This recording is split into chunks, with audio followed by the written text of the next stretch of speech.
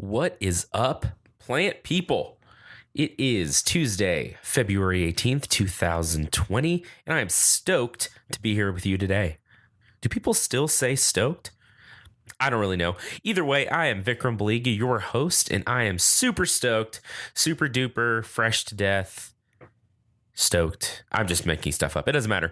How are you today? Hope you're having a good one. I have a lot to cover today, so I'm going to jump into it. Today's episode is going to be fantastic, and you're going to love it. We talked with my really good friend, Kristin Bingham, who is a professor at South Plains College, our local community college, in biology. And she's just a wonderful instructor, a wonderful professor, a really cool plant nerd, and has some really interesting, great, meaningful thoughts, I think, on education, on academia, and how to just navigate life. A few things before that. There's some cool stuff coming up. And I've mentioned this before, but Lubbock-Con is at the end of February. It is February 29th. Because it's a leap year, and that means there's an extra day, I guess, apparently, looking at my calendar. And March 1st, so February 29th through March 1st is Lubbock-Con 2020. I'll be there in a couple capacities. I actually have a little woodworking gig, and I will have a booth. But I'm also doing a live show and a live panel at Lubbock-Con. That will be Sunday, March 1st at 12 p.m. in room 101 at the Lubbock Memorial Civic Center. It's going to be a lot of fun. We're going to talk about plants in sci-fi and fantasy series and just how many authors and creators use plants in their world building and how important they are to a lot of these fantasy worlds. It's going to be great. Lubbock-Con's going to be a lot of fun. I'll put info about how to get tickets and all of that in the show notes. Second, we just started a brand new Facebook group called Planthropology's Cool Plant People. It's a really laid back, fun community where you can post plant memes, plant questions. People can answer your questions. It's awesome. Find that on Facebook. So again, Planthropology's Cool Plant People. It's awesome. You'll get to meet some other podcasters and some other plant nerds like you. The next thing, stickers. I ran a promotion over the past couple of weeks where if you left a review on Podchaser or iTunes, I would send you a sticker for free. And I've sent out quite a few of those already, and I'm going to keep it rolling through the end of February. So if you want to get on iTunes and leave me a review, or Podchaser and leave me a review, take a screenshot of it, send it to me through email or whatever else.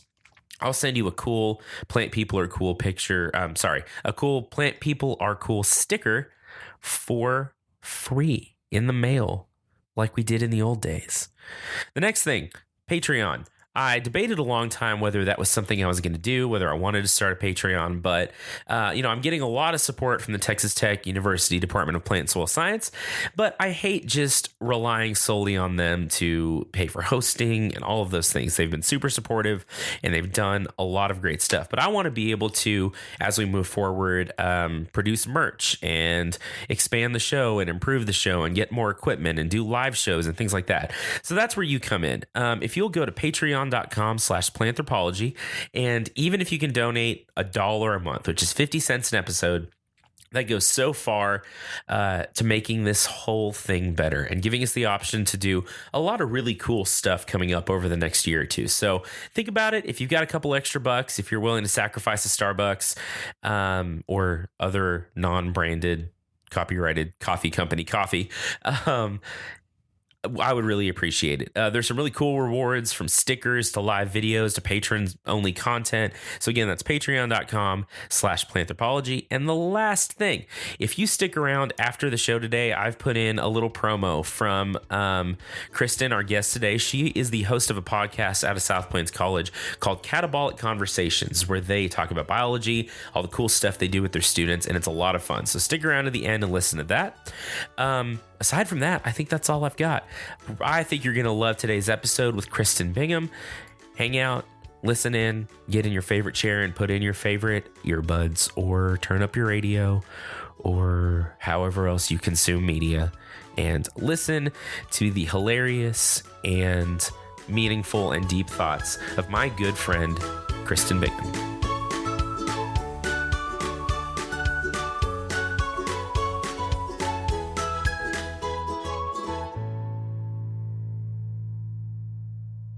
All right. Well, we are live. Thanks for coming in today. You're welcome. Glad to be here. Thanks for having me. You having a good day so far? Great day. Today is our fall break. Students, it doesn't affect students, but faculty are off and we get an extra day. So it's a good day. That's nice. It is. How does that work? Well, we just don't go in for office hours today. Okay. So we got the morning off to sleep in, and I went and had lunch with my oldest son. So just hanging out. Well, very cool. Yeah. Well, introduce yourself. Tell me what you do. Okay. My name is Kristin Bingham.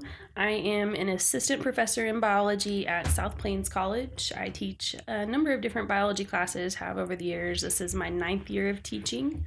I also run the greenhouse and gardens at South Plains.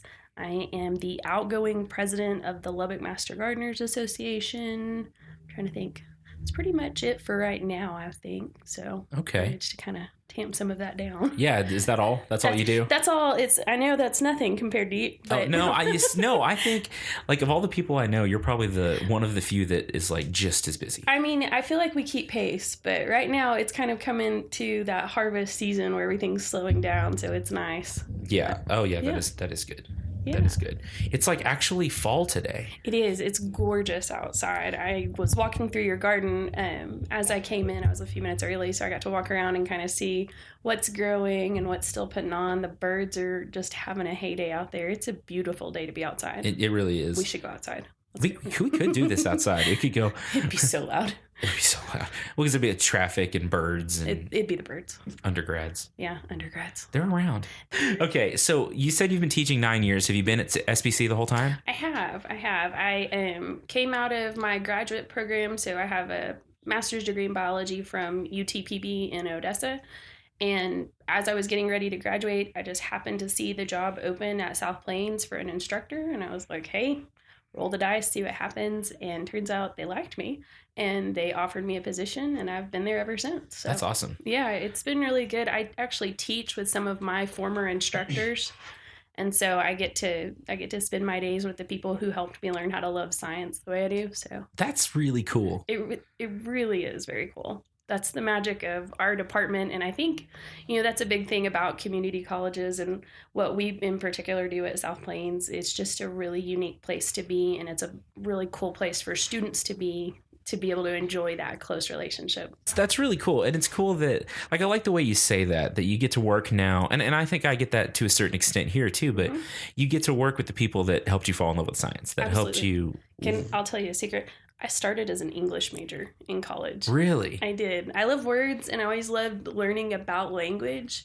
But I sat in my first zoology class and they started talking about taxonomy and root words and etymology. I was like, oh, dang, this makes my brain so happy. And I never looked back after that. That's cool. It was like hook, line, and sinker. Science is for me. So, yeah. That's awesome.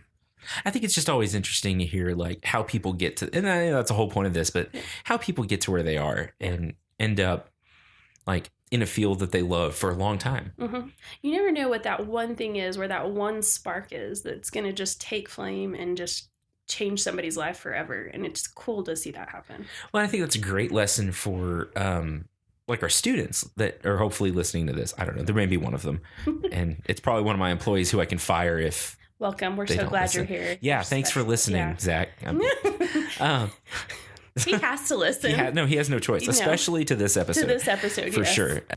So just for context, Zach used to work for me. He was one of my student assistants and is Kristin's cousin. So even though he doesn't work for me anymore, he still pretty much has to listen to this episode. Now, to be fair, I did not fire Zach. It was not for lack of trying, but I didn't fire Zach.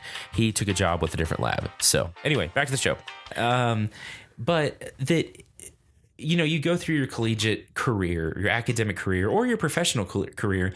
And I think that we get pretty scared in the field, in education, academia, to like take a hard left sometimes, right? Like, I'm dedicated to this, I've put in this much time, and we fall into this like sunk cost fallacy so much of I've been in school for 3 years studying this. I've just got to plug away and finish and get the degree. But at some point it's like, yeah, but why get a degree in something you hate? Mm-hmm. Or not even hate, but maybe that doesn't like get you up in the morning. Yeah. And the enthusiasm, I think, is what makes it sustainable in many ways. Because I've known professors who have come in, they're like, this is cool, I'll be here, a couple years and I'm gone. And they do that. But then, I was in a conversation last month with a professor who's getting on to 20 years. And she's like, I meant to be here 2 years. And I guess I'm still here. You got stuck. And she loves what she does. She loves the kids she works with. And it's neat to see that kind of buy-in when it happens and you're not expecting it. Yeah. No, that's really cool. So that's what got you into sciences, I guess, that zoology class. Mm-hmm. What got you into plants? Because you're a plant nerd too. I am a total plant nerd. So I started at South Plains. I took a zoology class. I ended up after that in a botany class with my dear friend Iris Keeling. And she hired me after that semester to work in the greenhouse that I now run. That's cool. As a professor. And so she let me water plants and repot things and just do pretty much whatever I wanted. I'd grown up gardening with my mother and with my grandmother. And so I knew how to take care of plants and I liked it. And once I started working at the greenhouse, I was like, this is the best job ever because it's quiet and It's calm and breathing all this extra oxygen. I'm happy all the time. And so when I started taking care of the plants and doing that botany work, I was like, this is really cool. I actually have a bachelor's degree in zoology. Okay. I fought it for a long time. When I made the transfer from South Plains to Tech, I met with Ellen Peffley and really looked hard at horticulture degrees, but I ended up staying more in the biology part of the world, and I really wanted to stick with animals. I thought I'd go, work with elephants somewhere. Yeah, elephants are cool. Yeah, I really like them, but they're kind of big. Kind of hard to find to work with. Yeah, apparently. Yeah. In West Texas. They're like, you got to volunteer for 6 years and then we might give you a job. So, I got into plants and was doing a lot while I was still at Tech and then while I was in my master's, doing a lot with food security and how people get food, our understanding of where food comes from. It was at that time the Omnivore's Dilemma came out by Michael Pollan. And there was a big food revolution going on with the local food scene. And so that's where I really kind of bought back in. And I thought, when I was leaving college, I really thought I'd go work for a nonprofit on food security and trying to revitalize local food sheds. And so I've just always stayed in the food scene and in the plant part of the food scene, talking about this is how you grow your food. This is where it's coming from. This is how you feed the meat that you're eating. And that's where a lot of that interest stayed at for a long time. When I got back to South Plains, it was, a couple of years and they were like, hey, would you like to run the greenhouse? I was like, yes, of course. Let me do this. I've been waiting. I started a garden. So we've got about a 6,000 square foot garden tucked in behind our building. And we were growing food out there and putting in different spaces. We've turned it into an outdoor classroom at this point. And so it's just been this progression of embracing plants and just making it a bigger part of my life, I guess. Yeah. That was a long rambling answer. No, it was great. All over the place. No, you're fine. No,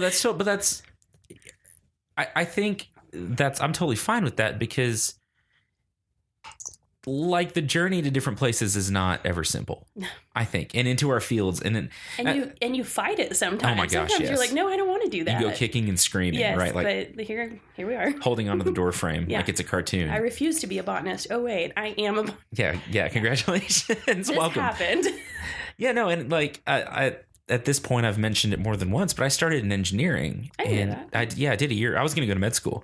I did a year of biomedical engineering. I wanted to build prosthetics. That's cool. But then I realized I don't like calculus or blood. See, and I thought about med school for like a solid 3 minutes one time. I was like, wait, I really don't want to deal with people, but wait, I deal with people every day now. Yeah, but you can also like escape and go like deal with plants. It's different, yeah. Plants don't talk back. No, they don't. Or ask dumb questions. And when you cut parts off, they don't say anything. Yeah, well, that's true. Edit that out. No. That's called propagation, and that's how we make new plants. That is not how you make new people, however. Mm-mm. Future editing Vikram here. Kristin is probably not a murderer who cuts people's arms off and plants them. Probably.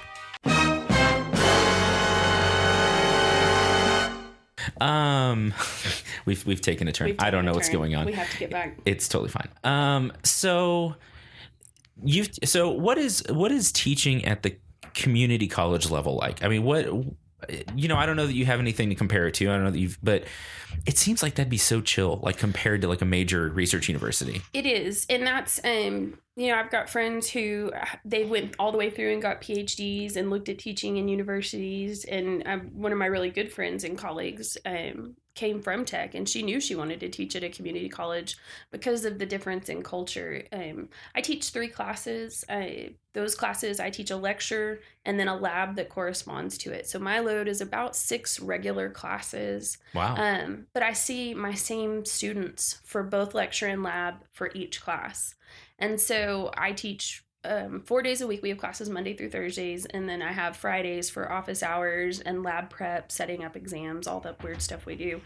And it's more chill now because I've been doing it so long that I kind of have an idea of what I'm doing. Sure.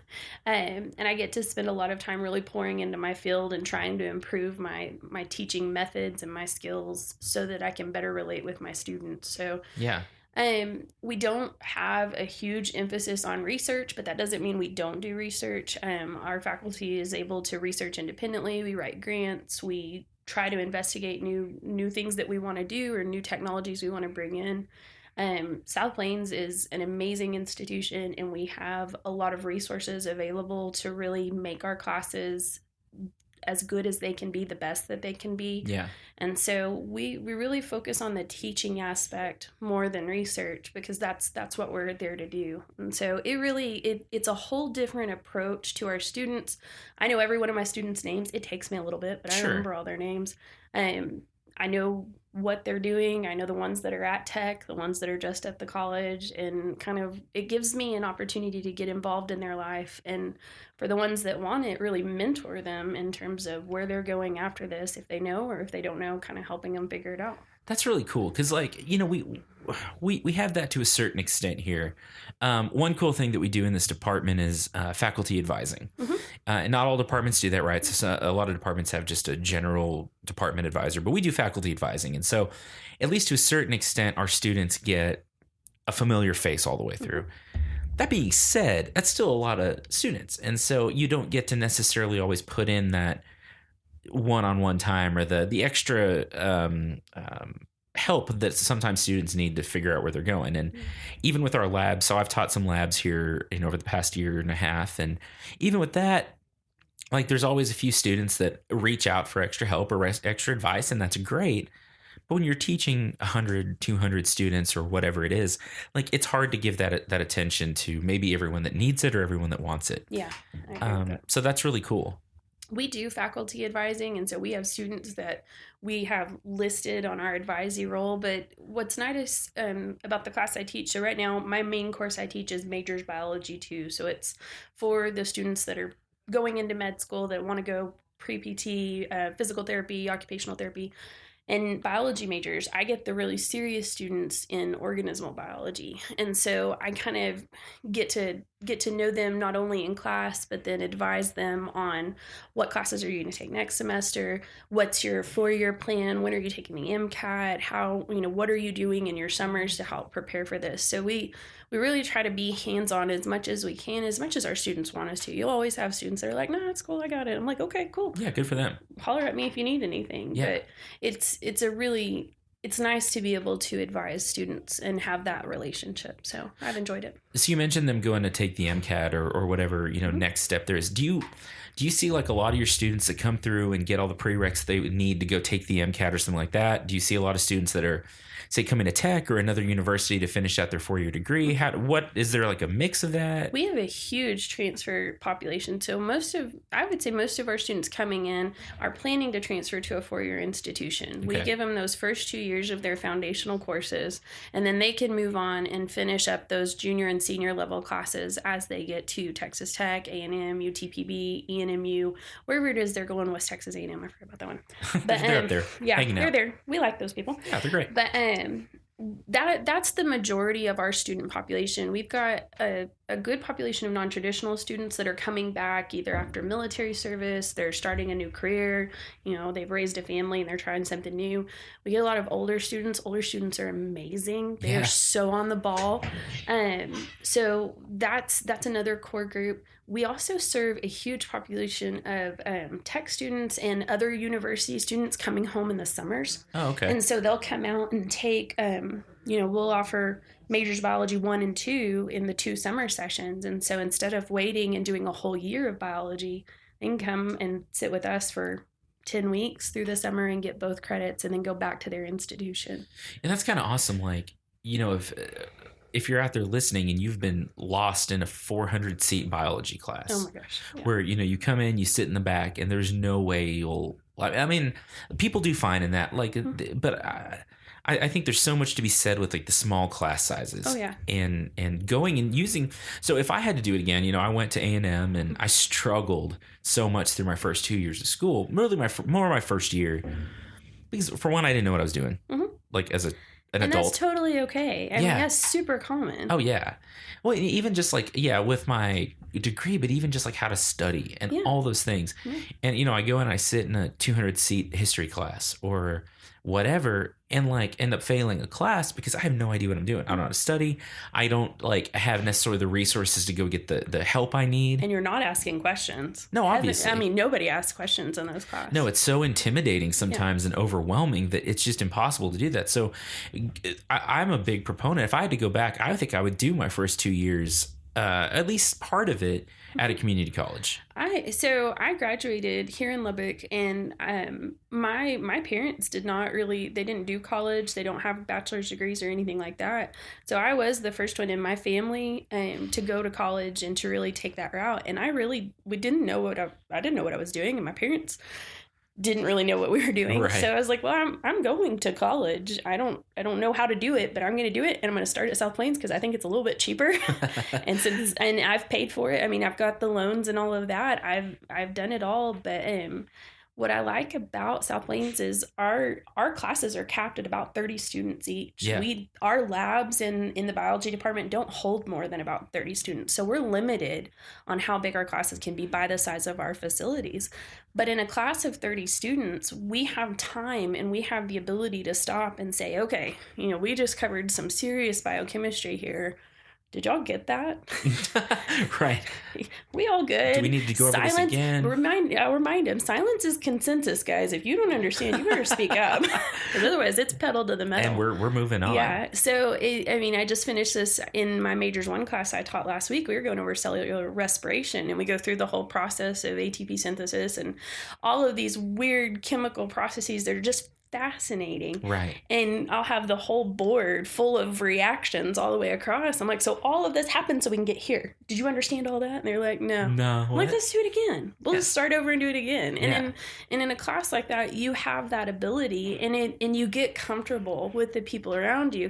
And I'll tell them, I'm like, guys, if you don't understand, chances are 3 people over here didn't understand either. Yeah, so absolutely. if you'll just ask me, I promise I'm not going to bite your head off. I'm not going to do anything weird. I'm going to reteach it either till you learn it or I pass out because I ran out of air. We're going to learn it. We'll figure it out. No, that's really cool. You will learn this if you stay long enough. So, yeah. So tell me more about like, where do you want to head? Like, what's the next steps? No, I don't mean in terms of like, I'm going to go and take over the department with a iron fist or whatever, but like, I mean, no, I mean like, what do you want to develop out there in terms of your greenhouse, in terms of your teaching, whatever else? Great question. We are working on an improvement in our facilities right now. So our building dates back to the 1960s, and we've got this glorious green and mauve tile to correspond to that. It's lovely. It's perfect. And I like, 1960s modern is my favorite design style. So I'm right at home. That's your aesthetic anyway. I mean, I love it. There's a reason I'm there. But we've got 2 greenhouses out there that are in need of being repaired or replaced. And so we're working on a building project that's going to address that in the next 5 years, I expect to see a whole new greenhouse facility out there, as well as, I mean, in that, I'm going to have to dig out my garden, and then we're going to redo the whole thing, which the first times they told me that, I cried a couple times. Sure. I mean, and that's not a natural response for me. I was like, oh, my insides hurt when you say this out loud.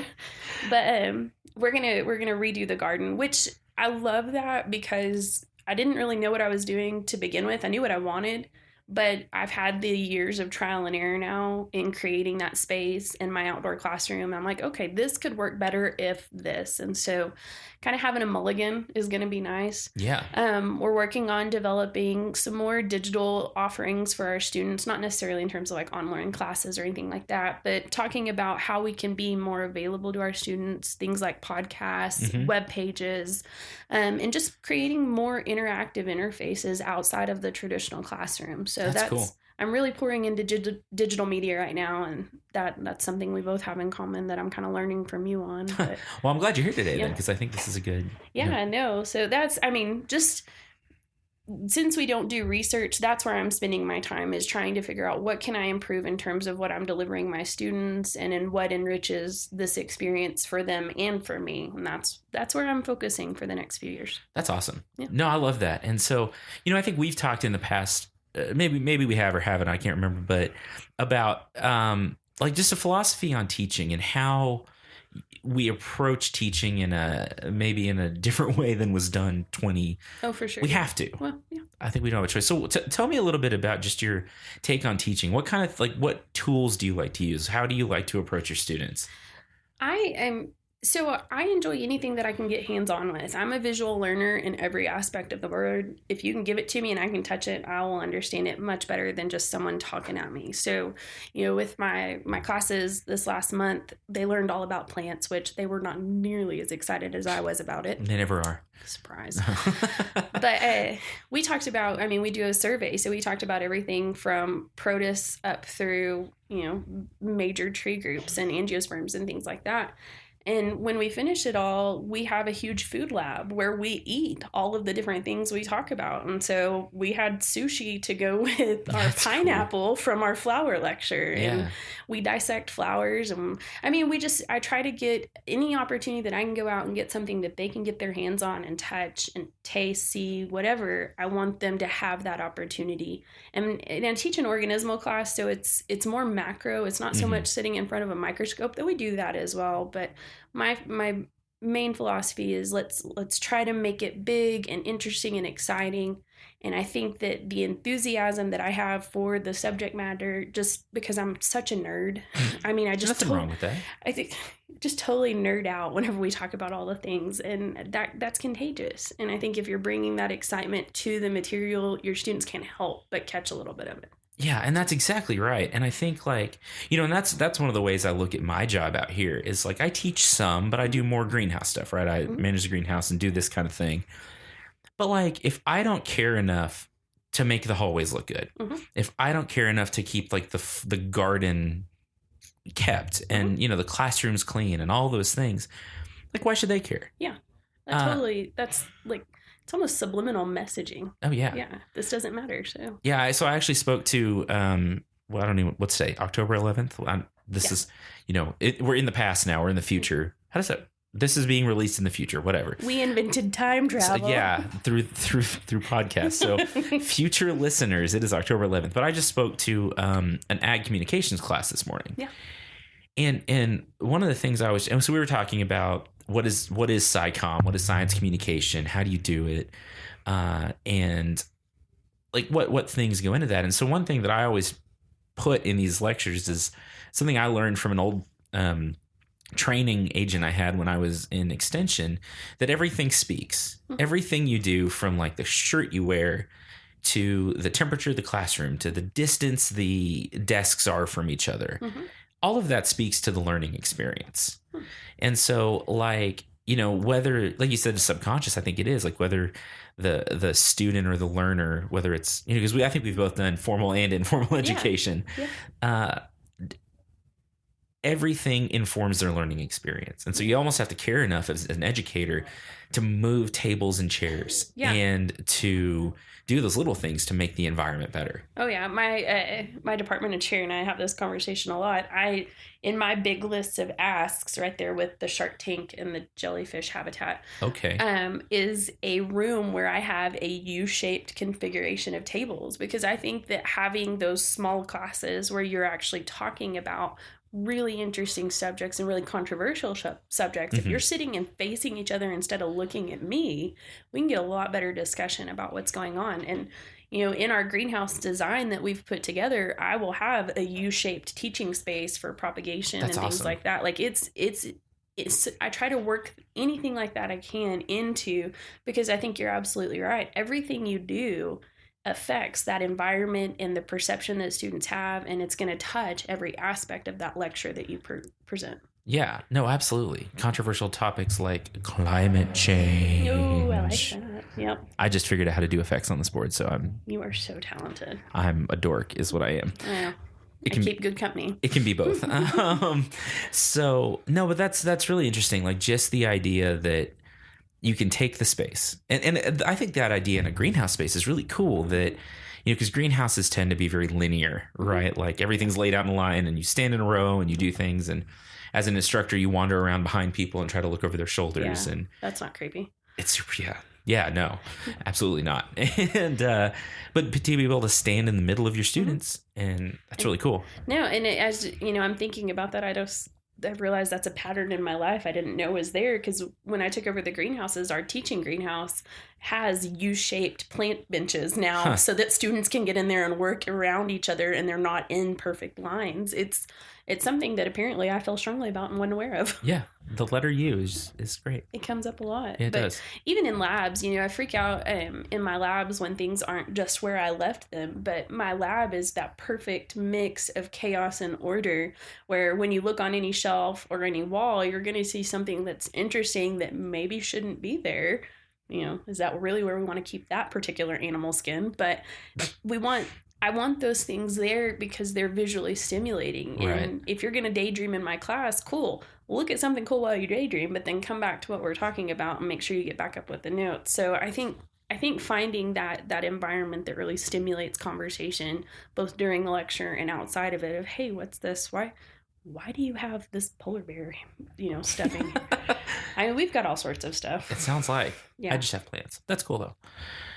So I've asked this, I think, of a couple of different guests that have come in, but, being in multiple parts of this industry, on the education side, I mean, I guess you're mostly on the education side, but you've done community education through the Master Gardeners. You've, thought about other projects in terms of like, I do a ton of propagation and growing off and just trying to, so I'll tell you real quick, on October 17th. So again, not sure when this is happening, but we're doing this a spooky succulents class, what is all informal education. That's at awesome. A wine tasting room in Levelland. So I'm going to show up with pumpkins and moss and succulent cuttings, and we're going to make a planter. And that's so cool. So I love, all of the different types of education. So future listeners, sorry you missed this, but but I'll link to it. We'll link to it. We'll have a blog post or something. And those things will happen again, right? Oh, for sure. Yeah. How could you not do that again? No, I would do that every chance I got. It's the cutest thing ever. Well, and I mean, then you're mixing like wineries and succulents and pumpkins. Who doesn't love that? That's pretty cool. That speaks to a whole generation right there, wine and succulents. So. It's no, it really does. It really does. I know my market. No, you do. It's like painting with a twist, but with plants. Exactly. The twist is that you're not painting; it's plants instead. I know, and people are a lot less intimidated. Yeah. Oh, I can do that. Yeah, that's cool. So where do you see this industry heading? In terms of on the education side, because in my opinion, over the next number of years, however many years, things have to change a little bit in education. The way we approach things, the way that everything is structured. So whether on the plant, maybe both, whether on the plant side or the education side, where do you see us heading? Where do you think we're going to be in 5 or 10 or 15 years? That's an interesting question. From our position, and speaking specifically about what we do at South Plains College, we don't have online sciences. We don't just really offer those in the biology department. because the lab facility and that lab environment is such an important part of what we do, we really want that to be hands-on. And so that's a question we've had in our own departmental discussions is, okay, what does that look like? And we're really kind of focusing on that in-class experience and trying to stay with that as much as we can.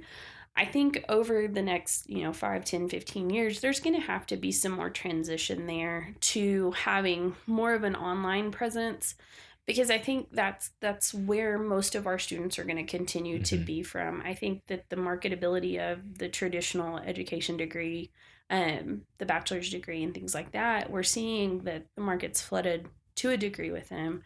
And so it's going to have to change. I think in terms of, education as a whole, there's always going to be people who want to learn. And we just got to find out how to meet them where they are. And that's what I think we've done a really good job of is meeting students where they are, no matter what their background is or where they come from, and helping them get to where they want to go. That's the whole point of kind of the community college. And so I think that we'll continue to be viable in that arena for people who want a higher education. I think that the mechanism of delivery is going to have to change. Yeah, I totally agree. The traditional student already almost doesn't exist anymore. It already almost doesn't, because, it's not like, a number of years ago where you could work 5-10 hours a week and pay for things. A lot of our kids. I'm getting old. Did you say 5 or 10 years ago? No. I don't know what I said. I have no idea what I said. In the past, let's say in the past, 2 generations ago, a couple of generations ago, you could work super part-time, put yourself through school. Not everyone was doing it. A lot of people weren't going to school or doing trade schools, things like that. But now a lot of our students are working 40-hour jobs and taking 18 hours of class. And like, there's just some like simple calculus to that doesn't work. Yeah, absolutely. And so I think that as departments, as institutes of higher learning, we've got to adapt to that and make it about the education of our students again. Because and I say this on a podcast that's going out at a major research university, but I really feel like we should. This needs to be about the kids that are here learning. I say kids, the men and women that are here learning. Absolutely. And, I think and whenever I was going through tech, there was a big push for be on time and finish your degree in 4 years. And it wasn't a viable model then, I think, for a lot of people. And it just has kind of those ideas of a 4-year degree being a 4-year degree gets further and further away every year as you have more and more students that are doing all of this other stuff in addition to going to college, or they're just bypassing college and they're getting careers based on their digital skills, based on a whole different market that we're not even touching. And absolutely. So it has to change. Something has to change. Something's got to give. Yeah. Or this model will be completely obsolete. But I think there's viability in what we offer. The education that you get from an institution, from the people in that institution, is invaluable. And that's where the connection is. And that's where we focus is, what can I do for you to help you get where you want to go? And that's what's going to save education, I think. Okay. No, I think you're totally right. That's really a great thought and a great way to think about it. I mean, dare I say it's a customer service industry? Oh, it so is. It is. And that's what I see. And we do course evaluation. So I'm evaluated pretty much every semester by my students. Yeah. And I always tell them when we do evaluations, this is feedback that I get directly from you. I don't know who sends it. I don't see your names or anything like that. I can't tell who you are. But if you'll tell me what I can do better for the next group, all you're doing is improving my service. And I really like, constructive criticism is a good thing. So if you've got something that I can improve on so that the next student does a little bit better, then we're doing our job here. Yeah, so that's awesome. So kind of scary as well, but it is. Yeah, it goes really also well. A little scary. My students they're great and they like what we're doing, so that's all that matters. I agree. Yeah. So at the end of our episodes, to I guess kind of thank people for hanging in there with us for the whole episode, I try to ask the people that come on for a tip, a garden tip, greenhouse tip, education tip, whatever you want to give, just to make it good and broad and really hard to narrow something down. Ugh. So, okay, let's take that. Since we've been talking more, I think, education than plants, let's go this way. If you had one tip that you could give an incoming student, whether you are 18 years old or 48 years old or anyone coming into school, what would that be? Try everything. Do everything. I think it's so funny when we ask 18-year-olds, and I did this today with my 9-year-old at lunch. I was talking to one of his little friends. I said, well, what do you want to be when you grow up? She's like, I don't know. I was like, that's the best answer. Yeah. If you don't know, that's okay. Try everything. I took a law enforcement class in college because I was like, maybe I want to be a lawyer, do something with the legal system. Glad I took it. Wasn't for me. Right. But being willing to get out there, and it's not really wasting a 3-hour credit, but being willing to step out of your box and try something new just to see how it fits, I think is critical to that college experience. And we talk about developing well-rounded students. That's kind of lost some of its meaning, I think, in today's society. But the whole point of college is to expose you to all this other stuff in history and in government, in the sciences and art, so that we have people who are knowledgeable about a little bit of everything. And not just on a track to go be a doctor somewhere. I want students to know it's okay to learn a little bit about everything. And if you don't like it, it's okay to change tracks midstream. Nobody's going to get really super upset about that because it's your life. So try everything. It's great advice. And the greenhouse tip I would give was you're not really a gardener until you've killed about 1,000 plants. So just throw it in the trash and keep going. Oh yeah, absolutely. Yeah. If you kill it, you're going to kill a few tomatoes along the way. That's what I tell when we hire student assistants, and that's who do most of the work in our greenhouse garden. I'm like, listen, if you kill it, it's okay. Just tell me so I can buy a new one. Yeah. So, yeah. There's more plants out there. We'll find them for now, at least. I know how to order things online. So where can we find you? Plug whatever you want to plug. Oh gosh, I forgot.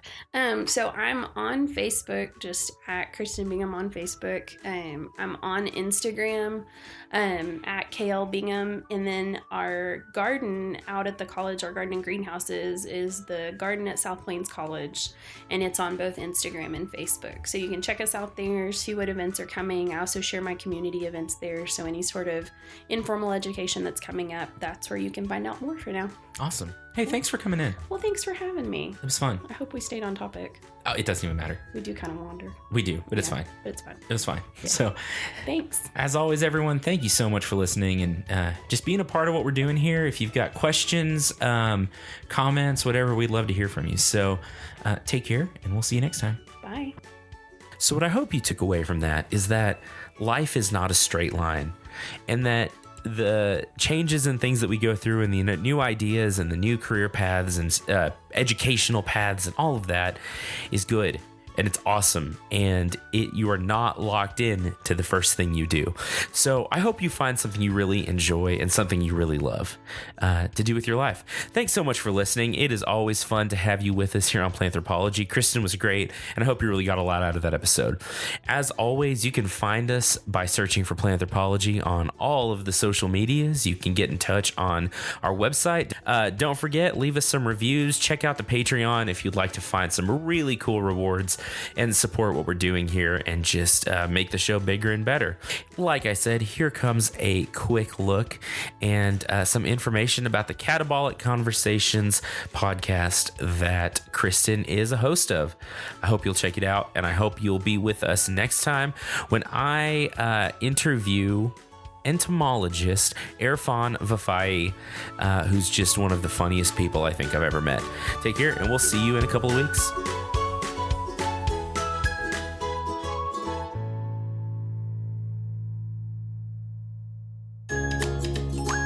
I'm Kristin Bingham. And I'm Megan Keith. And we host a podcast called Catabolic Conversations, where we're breaking it down. We are a couple of biology professors who love sharing science with undergrad students. We cover a variety of topics, including deep dives into lecture material and tips on surviving and thriving as a science major. You can check out our show by visiting www.southplainscollege.edu/Catabolic Conversations or find us on Facebook, Instagram, and Twitter at Catabolic Convos. See you soon.